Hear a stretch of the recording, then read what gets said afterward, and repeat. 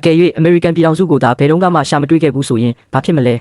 1409 ခုနှစ်တုန်းကကိုလံဘတ်ဟာအတ္တလန္တိတ်သမုဒ္ဒရာကိုဖျက်ကျော်ရင်းလူတန်းပေါင်းများစွာအိမ်လို့ခေါ်ဝေါ်နေကြတဲ့ကမ္ဘာတစ်ခုကိုမတော်တဆတွေ့ရှိခဲ့ပါတယ်။ဒါပေမဲ့သူ့ရဲ့ရောက်ရှိလာမှုဟာလူယဉ်ကျေးမှုတွေကိုပြတ်သုံးစေခဲ့ပြီးကြောက်မက်ဖွယ်ယောဂဆိုးတွေကိုပြန့်ပွားစေခဲ့တယ်လို့ဥရောပတိုက်ကိုလည်းကမ္ဘာကြီးကိုလွှမ်းမိုးဖို့လမ်းစာဖြစ်စေခဲ့ပါတယ်။အခုသူသာအတ္တလန္တိတ်သမုဒ္ဒရာကိုမဖျက်ကျော်ခဲ့ပဲကျွန်တော်တို့အခုခေါ်နေတဲ့အမေရိကန်ပြည်ထောင်စုကြီးဟာဥရောပသားတွေစီကနေဖုံးကွယ်နေခဲ့မယ်ဆိုရင်ဘာဖြစ်မလဲဆိုတာမြင်အောင်ကြည့်လိုက်ပါ။ပထမဆုံးအနေနဲ့ဌာနေယဉ်ကျေးမှုတွေဟာဆက်လက်ထွန်းကားနေမှာဖြစ်ပြီးသူတို့ရဲ့ကိုယ်ပိုင်အင်ပါယာတွေကိုတီထောင်ကပြင်ပလူတွေရောက်လာတဲ့အခါမှာလည်းပိုပြီးအဆင်သင့်ဖြစ်နေမှာပါ။တစ်ဖက်မှာလည်းဥရောပဟာအခုနဲ့လုံးဝကွဲပြားနေပါလိမ့်မယ်။အမေရိကရဲ့ရွှေနဲ့တယံဇာတတွေမရှိရင်စပိန်ဟာဘယ်တော့မှအင်အားကြီးလာမှာမဟုတ်သလိုအင်အားကြီးနိုင်ငံတိုင်းဟာအာရှနဲ့အာဖရိကမှာရှိတဲ့ကိုလိုနီတွေအတွက်တိုက်ပွဲဝင်ဖို့ဖိအားပေးခံရပါလိမ့်မယ်။အမေရိကမှာအင်္ဂလိပ်ကိုလိုနီတွေမရှိခဲ့ရင်အမေရိကန်တော်လှန်ရေးဆိုတာရှိလာမှာမဟုတ်သလိုအမေရိကန်ဟာကမ္ဘာအင်အားကြီးနိုင်ငံဖြစ်လာမှာမဟုတ်ပါဘူး။အင်္ဂလိပ်စာဟာလည်းကမ္ဘာအသုံးအများဆုံးဘာသာစကားဖြစ်လာမှာမဟုတ်ပါဘူး။ဒုတိယကမ္ဘာစစ်ကြီးတောင်မှအခုနဲ့တခြားစီအဆုံးသတ်သွားနိုင်ပါတယ်။ဒီနေ့ခေတ်ကိုပြန်ကြည့်မယ်ဆိုရင်တော့ Silicon Valley လည်းရှိမှာမဟုတ် Hollywood လည်းရှိမှာမဟုတ်တယ်လို့ကမ္ဘာကြီးကိုပုံဖော်နေတဲ့ pop culture တွေလည်းရှိလာမှာမဟုတ်ပါဘူး။ကမ္ဘာတဝန်းကအချက်လက်တွေကိုသိချင်ရင်တော့ all location ကို